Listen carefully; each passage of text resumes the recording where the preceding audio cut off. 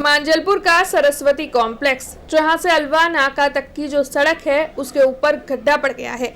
कल रात को महज 30 मिनट ही बारिश बरसी थी, लेकिन उस बारिश में मांजलपुर की मुख्य सड़क पर गड्ढा पड़ गया है, जिसकी वजह से वहां पर आवाजाही करना लोगों के लिए दुभर हो गया है। इसी के साथ वहां के लोगों को हादसे की भीति भी सता रही है। मुख्य मार्ग पर इस तरीके से बड़ा सा गड्ढा पड़ गया है, तब वडोदरा महानगर पालिका प्रशासन की लापरवाही पर भी कई सवाल उठ खड़े हो रहे हैं।